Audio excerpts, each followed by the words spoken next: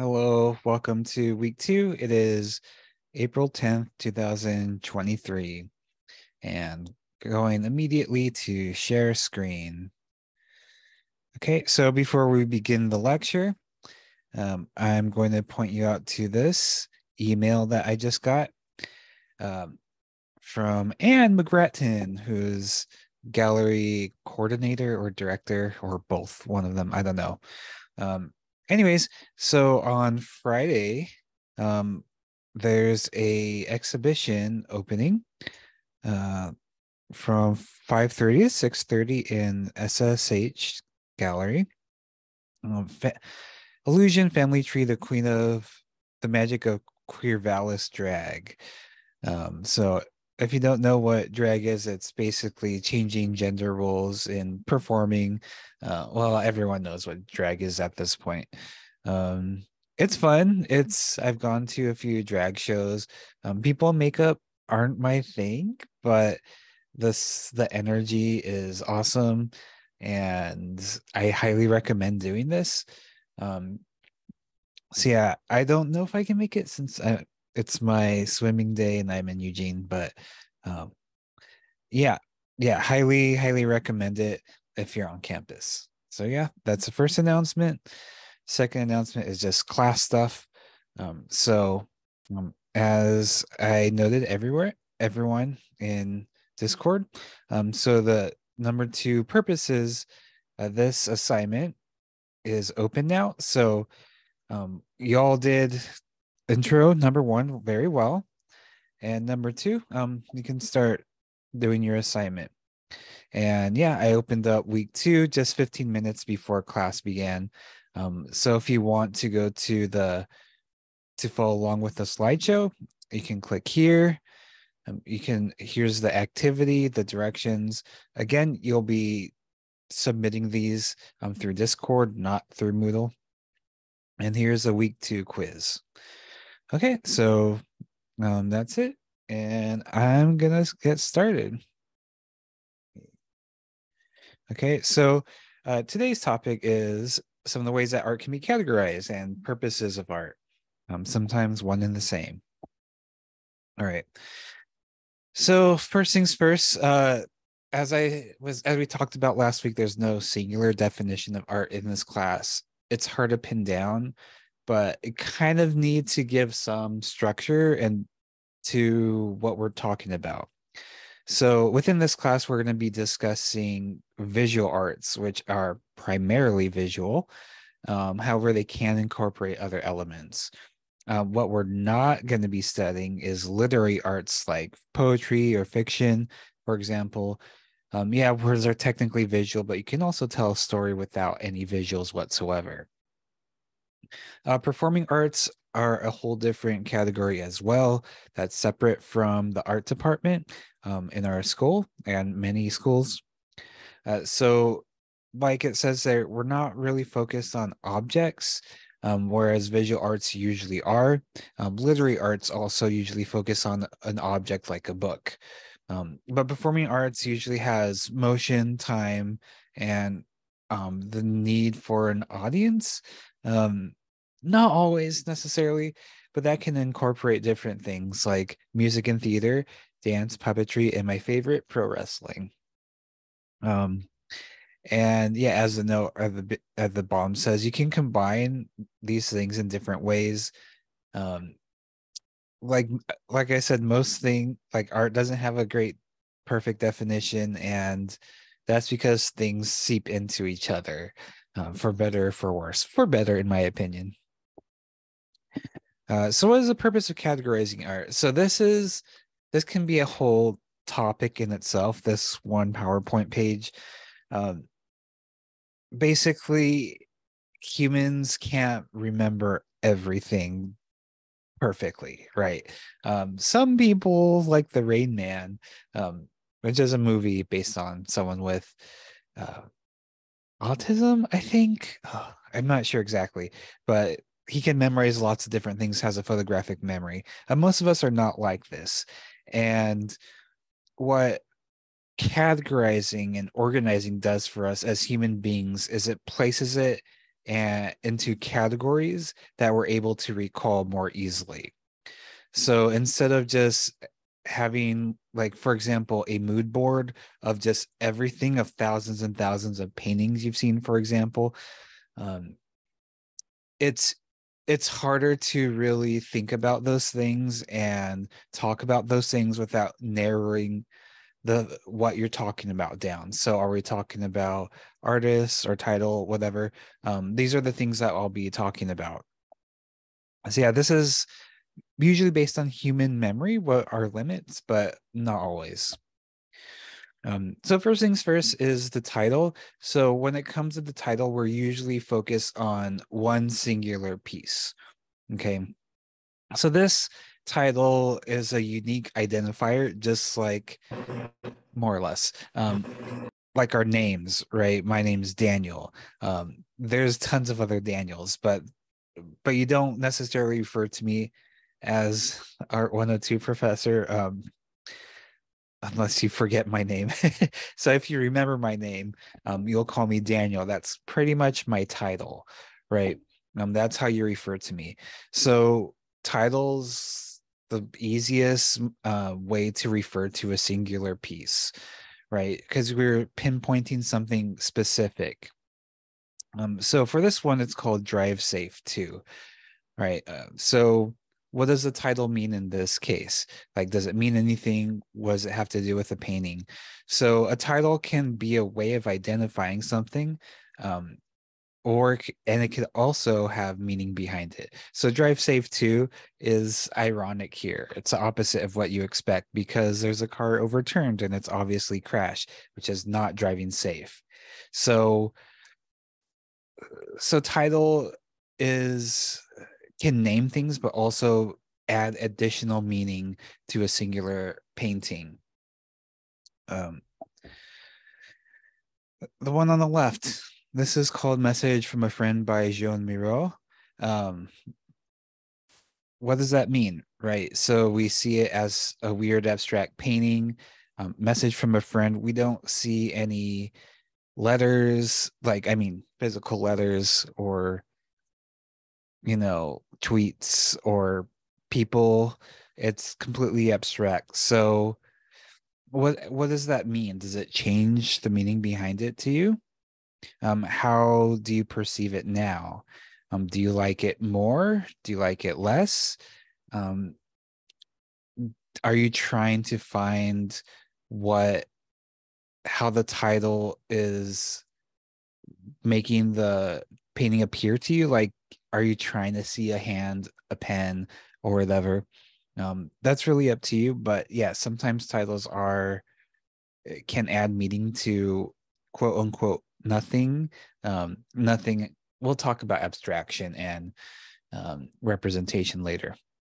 On the right, it's for AI generated images, called the Super Mario 64 screenshot does not exist.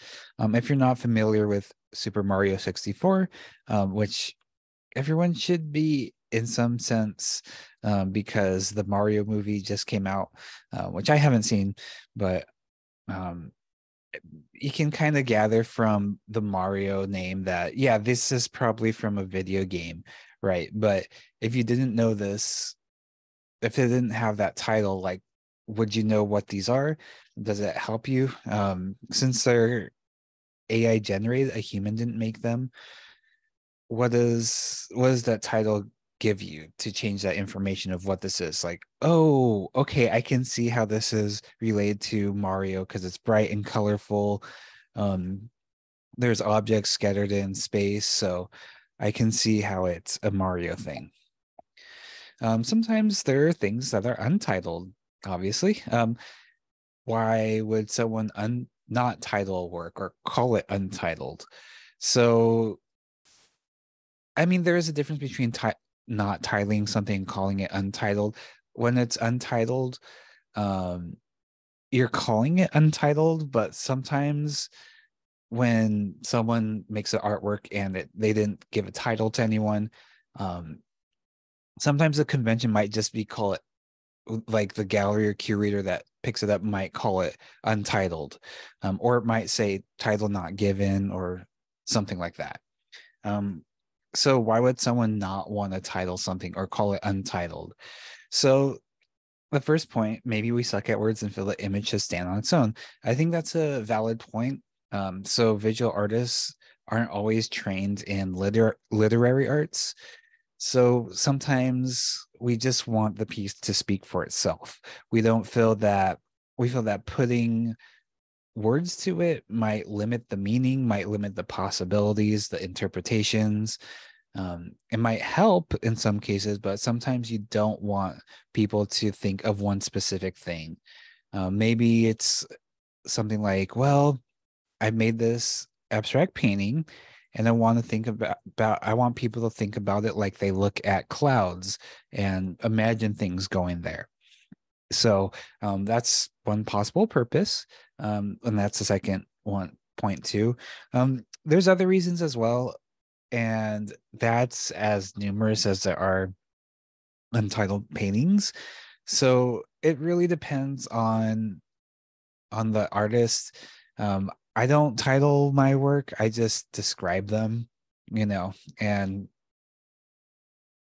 in the standard format, galleries or the exhibition or whatever, like just uses that as a title. I'd rather just describe my work than title it. Um, Otherwise, I might go crazy. Here's another method to untitling is untitled but number. This is untitled number 11 by Agnes Martin. This indicates a series that in the body of works to sort of differentiate them between each other. So um, I assume every every piece in this series by Agnes Martin has a different number in it to differentiate them between each other. It's either for the artist's benefit or the viewer's benefit or the gallery's benefit, just to give some sort of description. And furthermore, sometimes they're untitled, but the name, the name has a parentheses with this says in indicia of ease and of steadfast aim, allegro. That sort of describes what the piece is. So again, like it's technically known as entitled, right? That's what it is. But the description could help inform the viewer of what it is. It could just be for the gallery's use of this is what this is, or collectors or whatever. So yeah, spending a lot of time on that.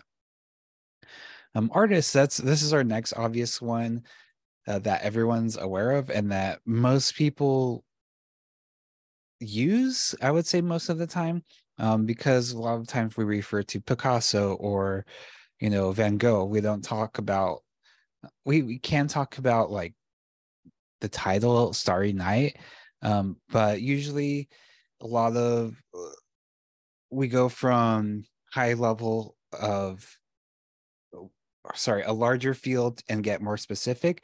And we usually start with artist, right? Because we think of artists as singular beings. And we'll talk about this later today in art versus craft. So this is a good way to categorize because we're thinking of a person and their vision, and we think of their works in their view, how they made it, and how that can change over time. It's still by the same person. So for this example, this is, I don't know how to pronounce that, but this is a screenshot for a game. This is just an untitled image, and this is album art um, for an album. These are all different media, but they're done by the same person, right? So even though there's different things, they're different fields, they're all united in the fact that it's the same artist. But they could have different years, they do have different media, it could be different titles, but it belongs to this one singular person. And we can tell because the aesthetic is pretty similar between these. The share zone, which I talked about last week, which was part of the first quiz. Yeah, this depressed, anxious skeleton, you know, makes artwork that's kind of the same, visually, like just cluttered with way too many fonts and effects, and ridiculous images and misspellings. I don't know, it's a lot of fun. Okay, media. So media is the plural form of medium. Okay, so we use the term medium to refer to the method to communicate something. It is the vehicle that we transmit ideas from. This is related to the idea of the ghost talkers media or mediums. Um, I think it's called like New Jersey or New York medium, where some person talks to spirits or the dead. They're the medium in which the spirits talk to, so the clients can understand, right? So this example, let's say we want to make a pretty picture of a pony, right? Um, so we have the idea in our head, but how will we create that, right? Are we going to create a video, a painting, a photo, drawing with pencil, whatever? So the medium for that is whatever we choose to transmit our ideas from, because you can't just have an idea and it exists in other people's mind. You can tell other people about it, but the medium would be talking, right? So a medium's necessary in order to get things from out of your head into the world, into other people's minds. So yeah, mixed media is combining more than one.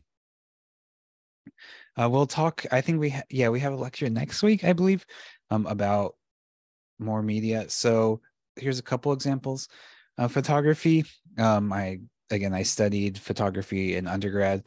Basically, it's interesting because everyone can do it, but also there's an unlimited skill ceiling, meaning it could be like it could take high amounts of skill to take a single image. It could take low amounts of skill to do a single image. All sorts of. I mean, like that's with every medium, but this is super accessible. Um, so what's also kind of interesting to think about is the truthfulness of it. So, we think of photography as objective truth. Of course, that's not the case, because there's Photoshop, right? You can't really trust anything. So in ways, it is trustable because based on like the context and who takes it. For example, the picture on the right, this is a pretty straightforward shot of a wolf, and it's not likely that this is doctored in any way. Same thing with the picture on the left. But we do know Photoshop exists. Like, I forgot who it was, but one of the countries Photoshop like multiple missiles going off instead of just the two that they had. It was badly Photoshopped, so everyone knew. Um, so you can't trust photography completely. Because of the fact that you're choosing a moment and you're choosing a frame of what you're shooting. So when you're taking a picture of this wolf, you're excluding the rest of its body, and you're excluding the rest of the environment, and you're excluding a second later you could have taken it. It could have been blinking, and it looked silly. So photography, there's nothing truthful about it. It just represents what's in front of us and captured by um like film, or more likely now an image sensor at the time that we press the button. A collage is just combining disparate materials together. And here's a lot of other media, according to Wikipedia. Year. Okay, this is an obvious one of what that means. So year's important in the sense of it brings us historical context to the piece. Okay, so like on the bottom left, Talladega by Frank Stella, 1980. It doesn't necessarily matter a whole lot when this was made to most people, because it could be made at any time, right? When we see the image on the right, bug 328.bmf posted by Coral Gallery 1994, We have this really cheesy, brightly colored, low resolution image. Um, and that and the the year it's that word's right there. The year kind of indicates to us that this isn't something like ironic or retro, um, done recently. It's it it looks like it was made in 1994. I'm pretty sure most of you were born after 1994. I was born in 1988. So I grew up seeing these kind of things in a genuine sense. It might be retro to most of you. So it's so the year is kind of interesting in that way. It really brings us an idea of where technology was, where we were in a historical sense, um, but also in an artist sense when we see a, a year next to the image, and we know that the artist worked over like 30, 40, 50 years, this will give us an idea of where in that artist's career this piece was made. So here's two examples of um, artwork that was made 100 years apart. So on the left, here's Elisitsky, a Russian constructivist artist. This could honestly be made at any time and you wouldn't know, right? Because it's abstract, it's beautiful, it's minimalist. You could do this today. It doesn't reference much at the time necessarily, like just by itself. Like, yes, there's historical um, context behind this, but we don't need that necessarily to understand. Whereas the image on the right, um,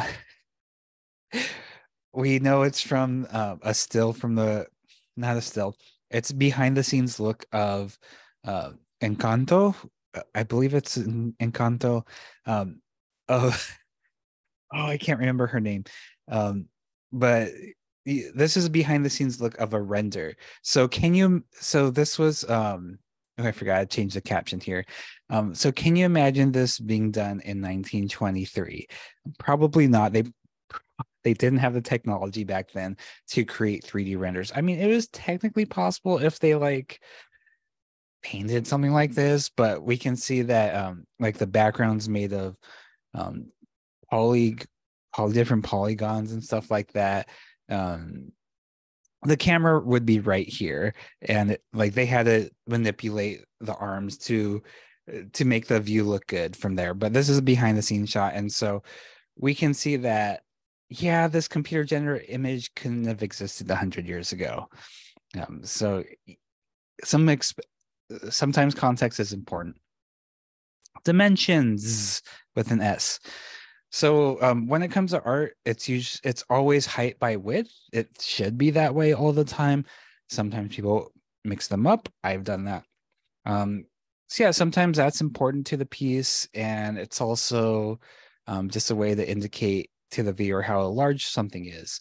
So this piece, for example, Raft of the Medusa, um, I hate being one of those guys, but I did go to Paris. I went to the Louvre, um, and this was before my art history or my art education, so it was random. Uh, so I've always seen this in textbooks, right? The Raft of the Medusa by Jericho, and I always thought, oh, it's kind of cool, you know. But once I went there and I saw it in person, it changed everything. Like, oh crap, this is really amazing. Um, I'm kind of jaded. I don't get impressed by seeing things in person much, but this is an exception for me. It just really blew me away. I mean, look at the picture of that person in the image compared to the painting. Holy crap, that's incredible. Obviously, you're looking at it through a screen, so it's hard to tell.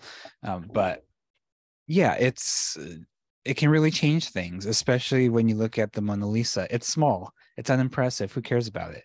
I mean, obviously, there's a lot of um, historical importance behind it or whatever. But when I saw it um, behind the glass, and then there's two obstacles in front of it to prevent getting too close, like it kind of sucks, you know, like you can't really look at the details. And then in the same pic, I love this photo. I didn't take it. Well, on the left, here's something like vastly more impressive, arguably, than this. I mean, it doesn't have the same historical importance, obviously, but I mean, those kind of things really can change your perception about something, right? Because some people might think Mona Lisa is this great big thing, but it's like an average size portrait, that might change things.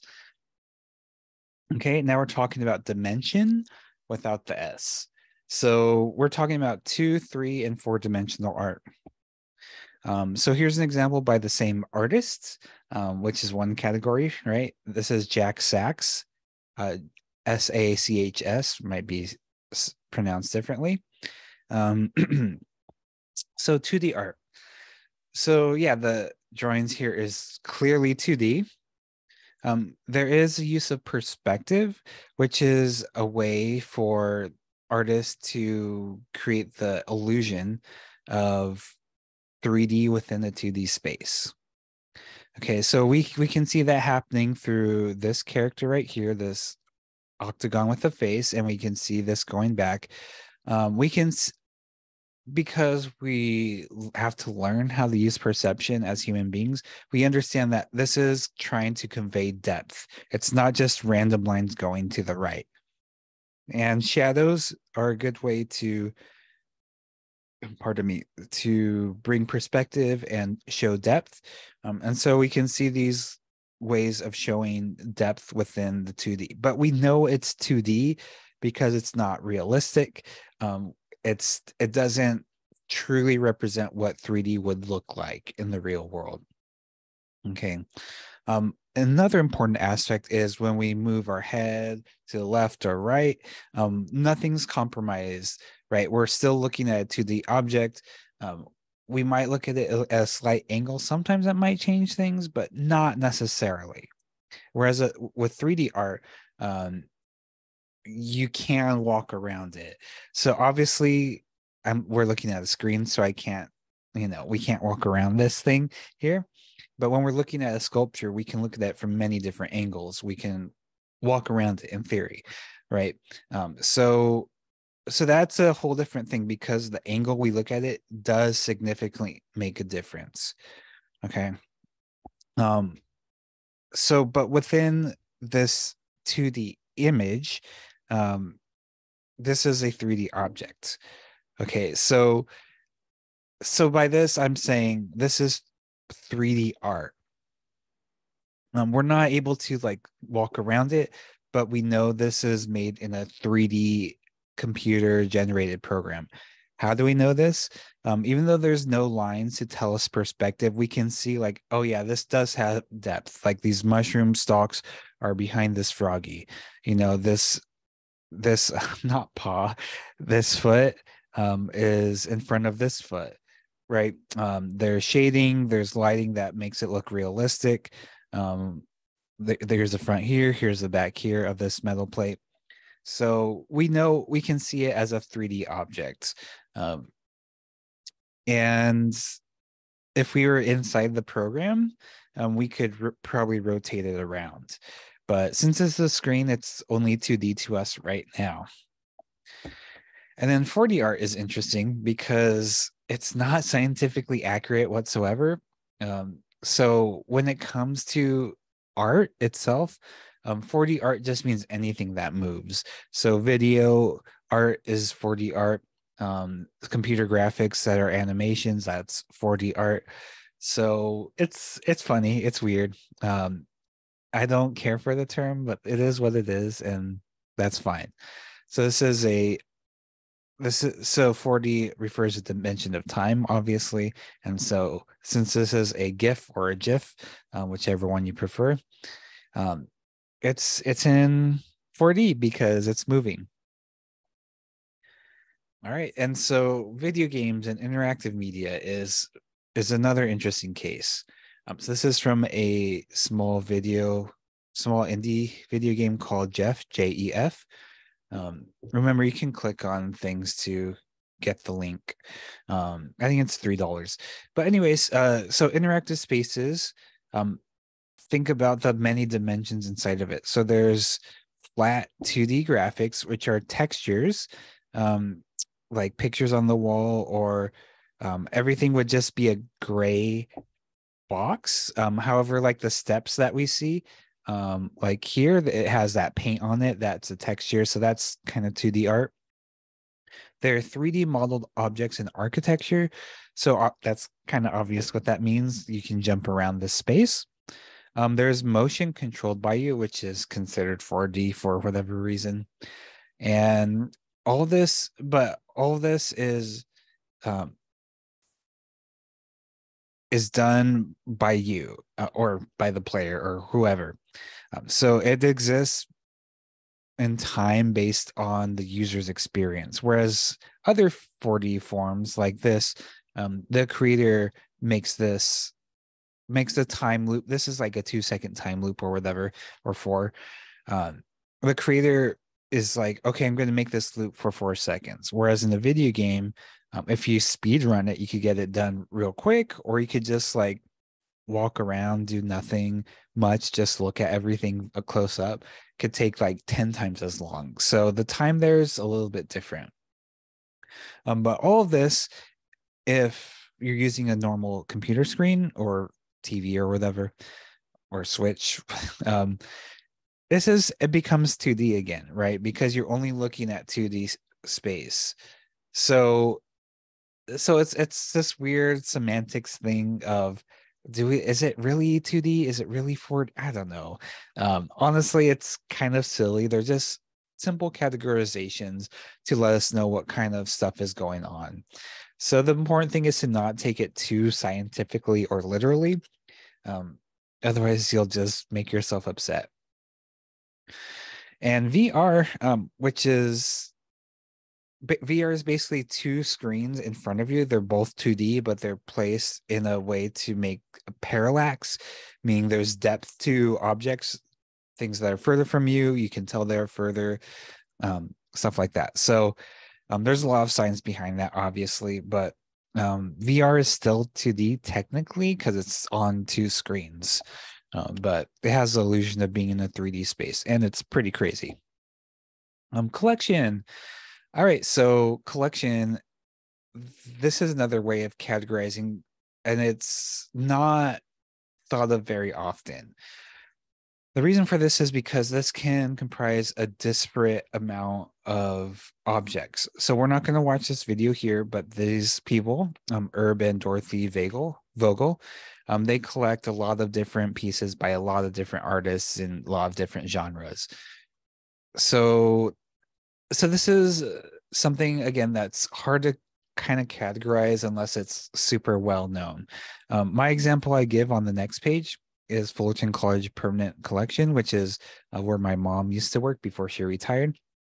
As you can see, there's a lot of different things here, right? And they don't necessarily have much in common. The only thing they really have in common is because the school collected these pieces and they own them now, right? So there's not a whole lot of famous examples. The Vogels is a very famous example, where basically they're this. Please watch this video. I think it's like 8 to 10 minutes or something like that. These are just the most wonderful people. They have a collection of just things that they love, not because they're priced high or whatever. Just watch this. It'll make your heart melt in a great way. But yeah, so collections not often used. However, sometimes exhibitions are, and that, which is funny because it can include a disparate amount um, of different pieces of art that don't necessarily fit together otherwise. So sometimes an exhibition is a solo show, meaning by one artist with one body of work, or it could even be a retrospective where it's one artist showing things throughout their career, spanning over time. Okay, but sometimes they're group shows where it's different groups or different people, different artists that'll come together under a theme, or a year, or ideology or something. This example here, the ZM Gallery 2022, this is a digital gallery done in a video game engine called Unity, where different artists, video game artists, made different artistic objects within the Unity game engine. So we're all using a common medium of the well, I wasn't part of this year. I was part of 2019, I think. So yeah, this is a group show. There's not much they have in common, but these works most are most famous inside this context. So some of these artists have little scenes that you go to, their own mini exhibition within this exhibition that they release outside of this ZM gallery. However, they're most strongly connected with this exhibition. And this is something that happens, like, it used to be every year, but not so much anymore. It's a lot of work. Here's another exhibition of mini golf that happened 2019, 2018, something like that. A mini golf exhibition. I think I said that already, where I contributed a couple things, including a custom Doom level. Long story. So yeah, genre is interesting because this is the point in the lecture, in categorizations, where things break off into complete, I would say like very much subjectivity. Okay, so everything we saw beforehand, exhibitions, collections, dimensions, these are objective markers, because an artist is not subjective, it's objective. We know who this person is. I mean, there's exceptions, of course. Media, we know if something was a photograph. Year, we know what year it was. You can't really change that, etc., etc. But when we come to genre, this is something that we agree as humans. By that I mean art historians group these things together, basically. So I mean, I guess it can depend on your individual interpretation too. That's true. So yeah, again, at this point, there's no objectivity to what these are. But again, just like we agree to share the English language, where you can understand what I'm saying, where if you don't, they just, like, if another language you don't understand, they're just like weird random sounds, right? But we agree upon these things as a society. So even though this is more like art historians agreeing upon things, it's widely accepted and it makes sense because, again, humans need to categorize things. But again, there might be a little bit more contention between people here than it would be for year, for example. Okay. Also, there's a overlap between genre and medium. Oh, I thought I was gonna sneeze. Okay. All right, so here's a couple genres that you can pick up. I'm still working through the I might sneeze thing. All right, so landscape and portrait, those are kind of obvious. I chose these two because they're square images, and landscape orientation, which is how this screen is shown, where it's wider than it is taller. Landscapes can exist without the landscape orientation. Same thing with the portraiture, which is when the frame is taller than it is wider. Sorry. It can still be a portrait even within square dimensions. This one, actually, I'll go to the hierarchy of genres real quick. So this is, again, a whole lecture in itself. Oh no, I actually have another slide on this, I bet. So yeah, we'll go to that. So hierarchy of genres is a late teens century European thing that doesn't really exist anymore. This is, again, it was a whole lecture in my 18th century European art class. But basically, different subjects were considered important, like history paintings depicting things that really happened, or or even mythologies, like that's still considered history. That's more important than portrait down here. More important than genre, which is, like it says, daily life snapshots, landscape and animals, and still life. Um, so these were typically arranged in salon style exhibitions. As you can see, these are huge, where the history paintings have a more prominent place up here, and the least important the lower they were, which doesn't make sense to me, but that's how I was taught it worked. Um, but yeah, so as it says here, for clients is portrait and history. So those are like rich benefactors like kings or royalty or government, important government people, and the genre, landscape and animals, and still life were just for more everyday consumption. Okay. Again, we don't really do that as much. Sometimes still life can be more valuable than a history painting. Going back to this, um, where this is a screenshot of a Quake map. Quake is a 1996 video game. This map, which is basically using the engine from Quake of 1996 to create a new level. So what is this? Is this video game art? Is this in-game photography? Is it virtual architecture? What else can it be?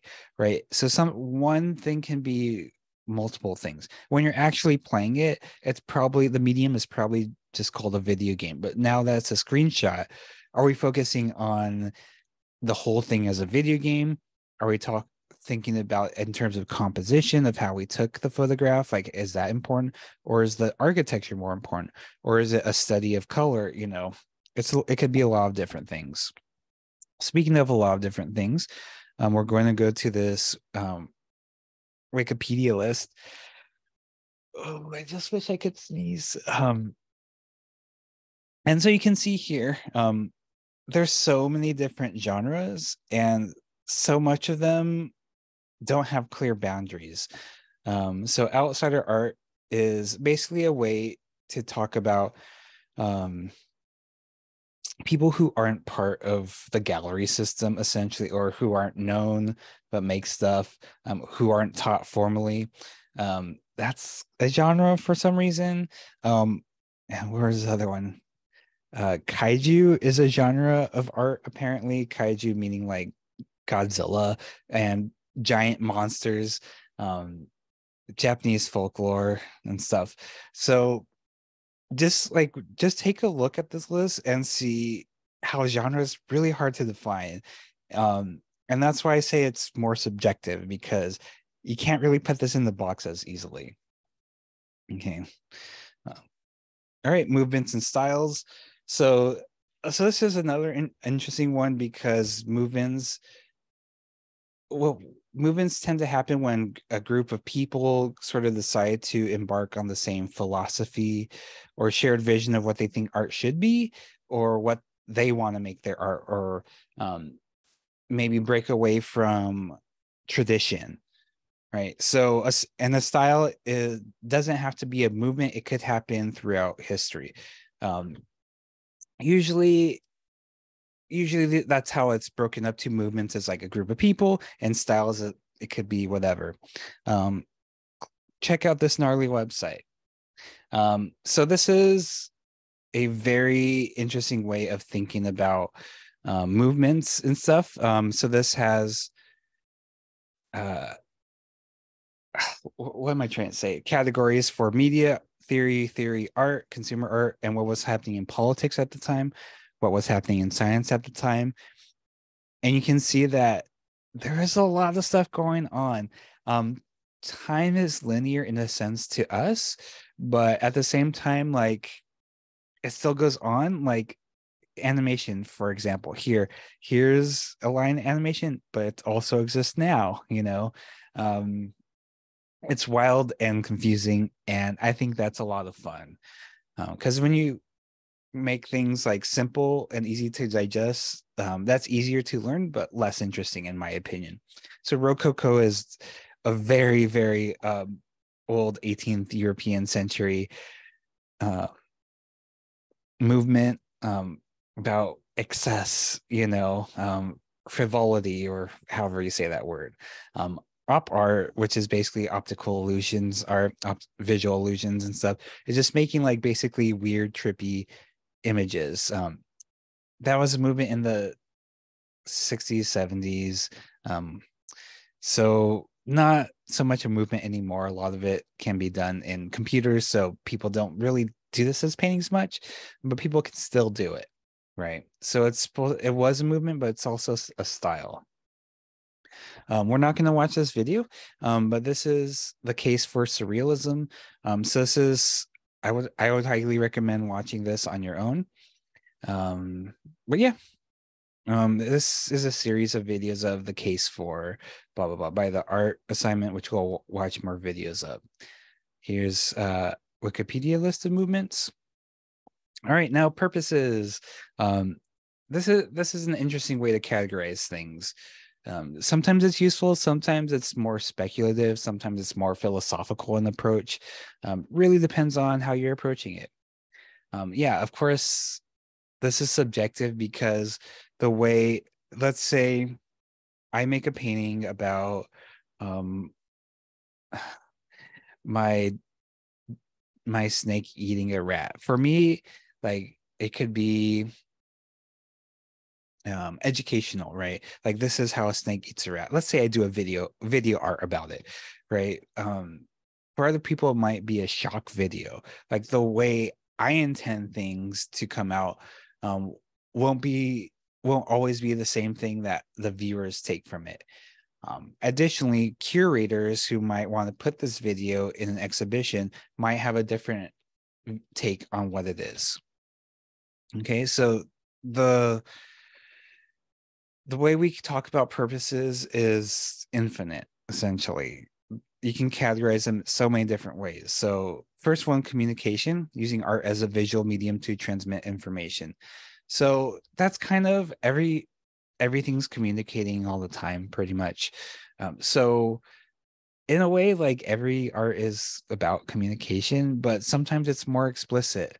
Like, for example, you want to communicate, this is how my culture lived at this time, this is what our house culture did. Like in this house, we support, blah, blah, blah, blah, blah. So yeah, you could use it explicitly to like record history in a visual sense. Okay, religious spiritual, that was a huge thing hundreds of years ago.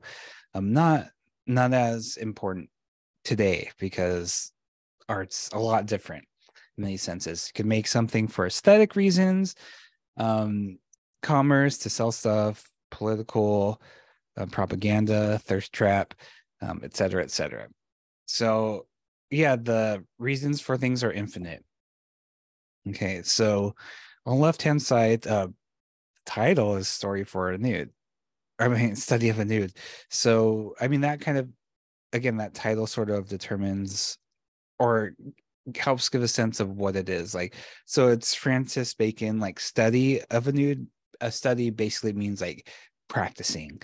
Like this is what I'm doing right now. Right. Of course it's extra artistic with this cube thing or whatever, but whatever. On the right is a comic, which is a medium in itself, which we'll talk about. This is an art piece. This kind of has a more explicit um, purpose, right? Like it's talking about the importance of unions and workers needing to be band together to make sure they're not taken advantage of, right? On the left, this is called devastation. Interpret that how you will. And on the right is a bestiary for tabletop role-playing game. Bestiary meaning information or images, basically a dictionary of creatures that appear in a game. Okay, left, you can interpret that. Middle, kind of obvious what it is. On the right, and this is for the quiz, this is So write this down if you're watching this. This is for the game Dark Souls 2. Okay, so this is kind of an homage to Dark Souls 2, where in Earthen Peak, which is this area right here, you take an elevator up to a lava fortress. So it's kind of an homage to it while also showing how absurd that is because it doesn't make any physical sense, right? So yeah, like after you beat the boss here, you ride an elevator and you end up in a lava fortress, which doesn't make any physical sense. Um, Oh yeah, it also says it down there. um, so yeah, Dark Souls 2. Again, it's an homage and also just kind of poking fun at it. Um, these two are paintings, and these are two. But on their own, they're beautiful, but they're meant to be the background of the Samurai Jack cartoon, which is kind of mind-blowing how beautiful these are. So yeah, they have that initial purpose of being for Samurai Jack, but oh yeah, these could easily stand on their own in the gallery. Okay, more purposes according to Wikipedia. High art and low art. Different topic for another time. Um, yeah, we are gonna watch this. It's 5 minutes and it's worth it. It's really good. And I checked it should make sounds.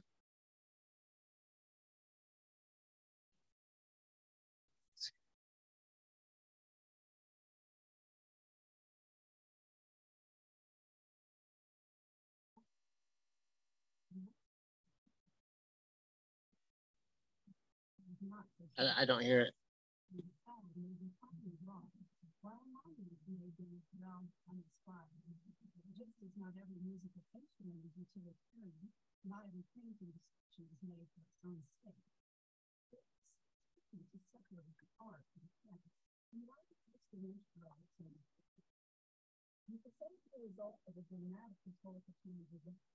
It might seem obvious to us today to view people such as the venerable Michelangelo as legendary artists.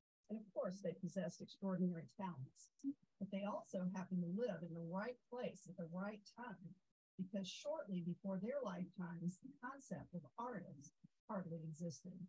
If you had a chance to step into a medieval European workshop, you would have witnessed a similar scene, no matter whether the place belonged to a stonemason, a goldsmith, a hat maker, or a fresco painter. The master, following a strict set of guild statutes, ensured that apprentices and journeymen made their way through the ranks over many years of practice, well-defined stages of accomplishment, passing established traditions to the next generation. Patrons regarded these makers collectively rather than individually, and their works, from Murano glass goblets to Flemish lace, were valued as symbols of social status, not only for their beauty, but their adherence to a particular tradition. And the customer who commissioned and paid for the work, whether it was a fine chair, a stone sculpture, a gold necklace, or an entire building, was more likely to get credit than those who designed or constructed it.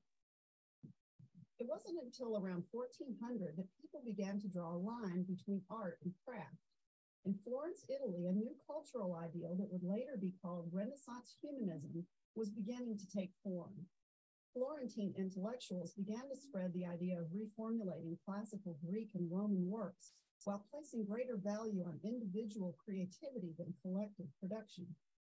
A few brave painters who for many centuries had been paid by the square foot successfully petitioned their patrons to pay them on the basis of merit instead. Within a single generation, people's attitudes about objects and their makers would shift dramatically, such that in 1550, Giorgio Vasari, not incidentally a friend of Michelangelo, published an influential book called Lives of the Most Excellent Painters, Sculptors, and Architects, elevating these types of creators to rock star status by sharing juicy biographical details. In the mind of the public, painting, sculpture, and architecture were now considered art, and their makers creative masterminds, artists. Meanwhile, those who maintained guild traditions and faithfully produced candlesticks, ceramic vessels, gold jewelry, or wrought iron gates would be known communally as artisans, and their works considered minor or decorative arts, connoting an inferior status and solidifying the distinction between art and craft that still persists in the Western world. So, if we consider a painting by Rembrandt or Picasso art, then where does that leave an African mask, a Chinese porcelain vase, a Navajo rug? It turns out that in the history of art, the value placed on innovation is the exception rather than the rule. In many cultures of the world, the distinction between art and craft has never existed. In fact, some works that might be considered craft, a Peruvian rug, a Ming Dynasty vase, a totem pole, are considered the culture's preeminent visual forms. When art historians of the 19th century saw that the art of some non-Western cultures did not change for thousands of years, they classified the works as primitive, suggesting that their makers were incapable of innovating and therefore were not really artists. What they didn't realize was that these makers were not seeking to innovate at all. The value of their works lay precisely in preserving visual traditions rather than in changing them. In the last few decades, works such as quilts, ceramics, and wood carvings have become more prominently included in art history textbooks and displayed in museums alongside paintings and sculpture. So maybe it's time to dispense with vague terms like art and craft in favor of a word like visual arts that encompasses a wider array of aesthetic production. After all, our appreciation of objects and their makers is so conditioned by our culture and history that art and its definition are truly in the eye of the beholder. Yeah, so I mean that sums it up pretty well, and we can see that a lot of our definition of art versus craft comes from a Western ideal of what we think of what is art and not. You know, so yeah, these couple slides kind of reiterate the same thing. But I really like this slide that I think my friend Isabel did, that sort of gives you an idea of the scale of how art has changed. Because yeah, it says 40,000 years ago, like that's a long time. And that shows you like just how long the idea of art versus craft didn't exist until the whole birth of the artist or whatever existed. So I mean, this is more of an individualistic cultural thing, right? Where we create these ideals of geniuses, which is another topic we'll talk about later. But basically, it's the collectivism of work that used to be important, whereas now it's more about the genius artists, more or less, right? And that shows how humans have shifted their values and ideas of what's important, which is, it's not good or bad, it is what it is, right? But when it comes to like classicism and saying like, you know, like weaving's not as important, that kind of sucks. It puts down people who do that. It especially sucks because like for that specific example, because it's putting down women and saying their work's not important. Obviously that's bullshit, and that's just males being chauvinistic. So critical craft is a reaction to this. It's basically in the 1970s there was a movement where it's mostly women, and they wanted to show that like craft, things that are considered craft, can be important. So Judy Chicago is the most famous example of that. I just learned that her real name isn't Judy Chicago. I forgot her real name, but she's from Chicago. So she's a feminist, and she created this piece with the help of others in a collective sense, the dinner party. So she basically, quote unquote, invited historical women figures to this dinner party. Here's a video on that you can watch. We're not going to watch it.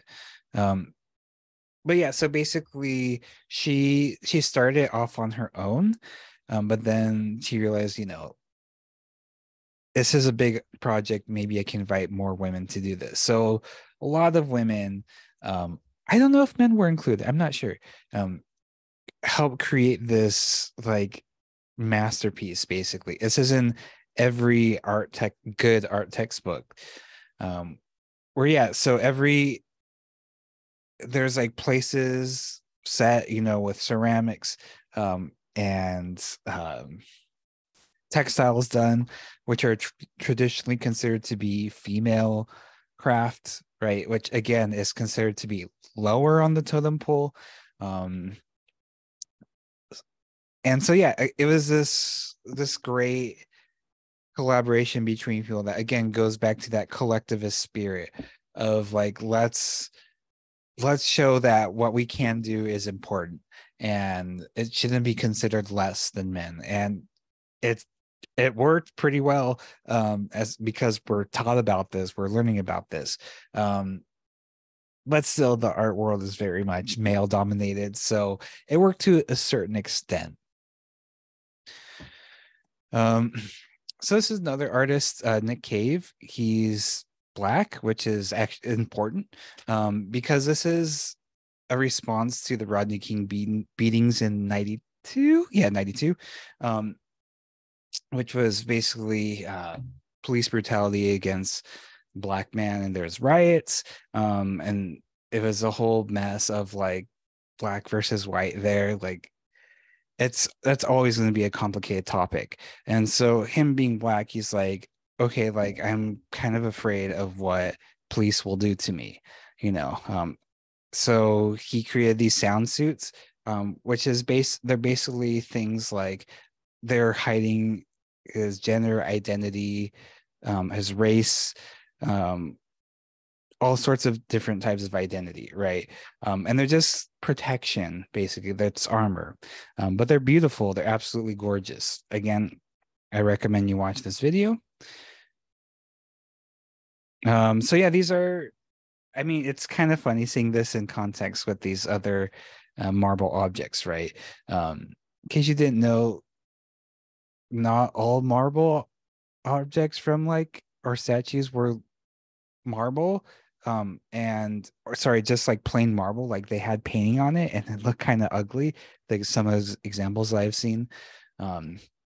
It's kind of interesting putting this in the context of these sorts of things, right? Like, what does this say about what we value at this time?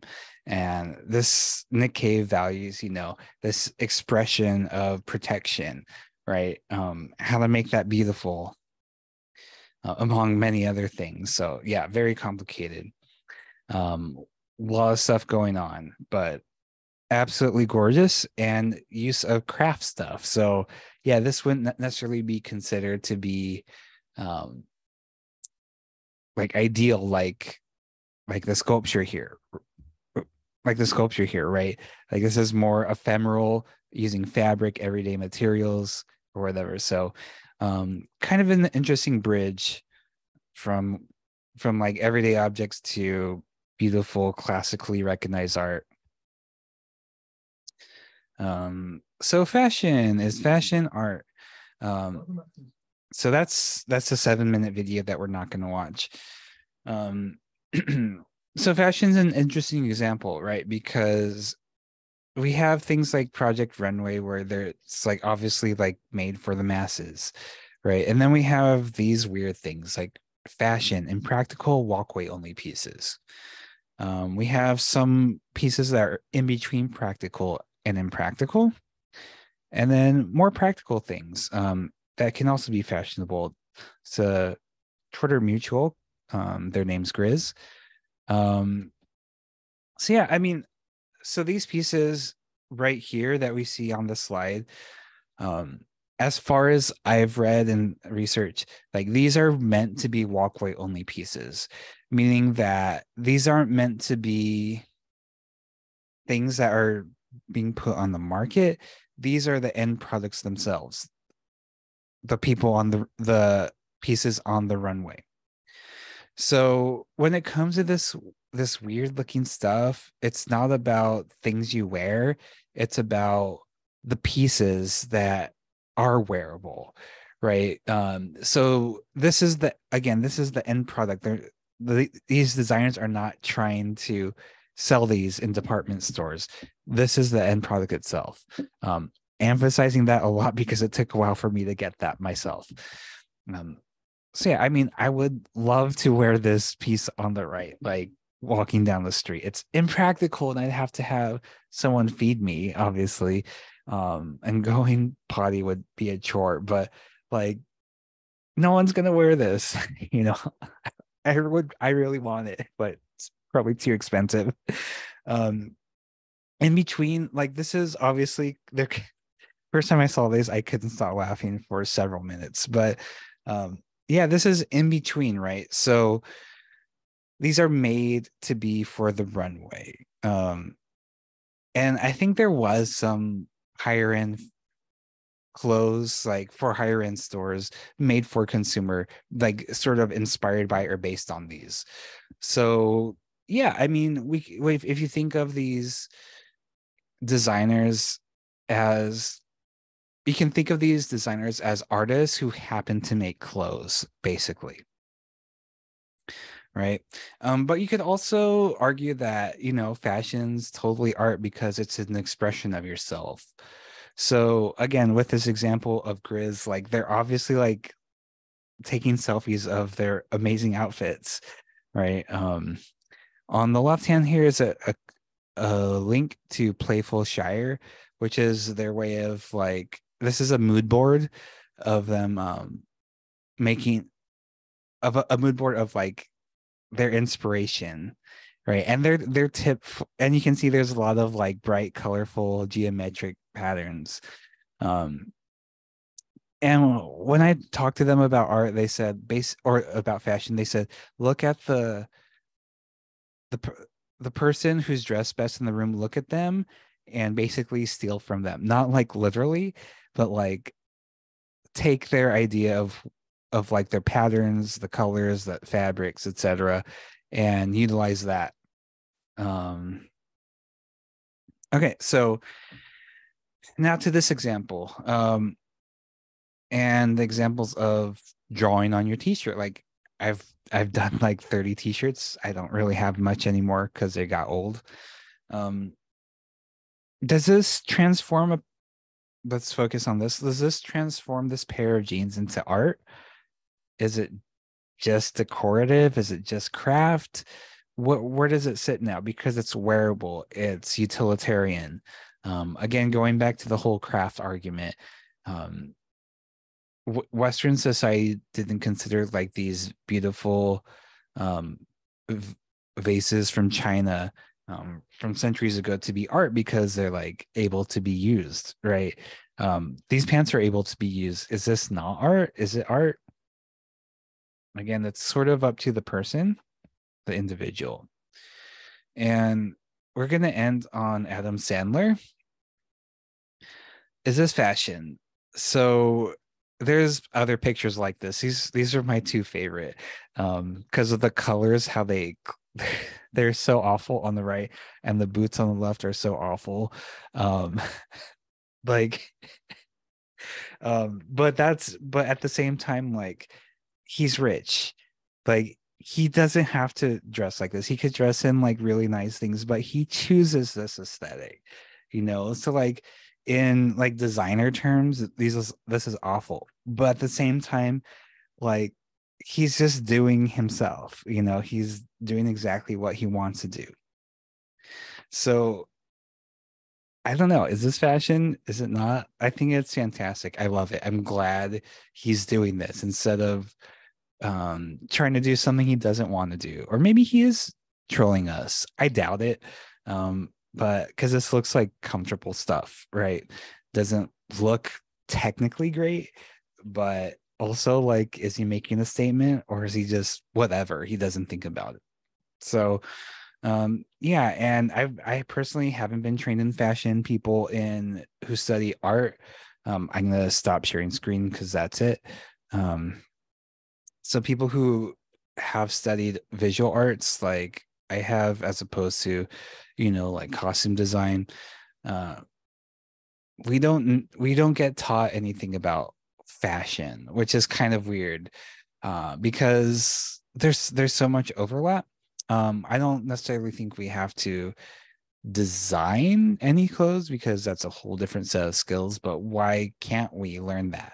Right. And so I think it's kind of a shame that art isn't taught with all these different things in mind.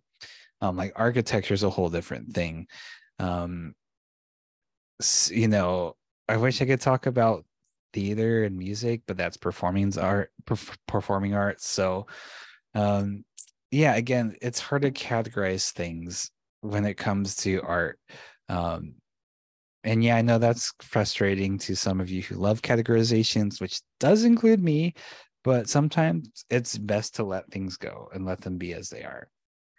So yeah, that's it for today's lecture. And thanks for showing up. Thanks for watching. And I'll see you on Discord. Bye-bye.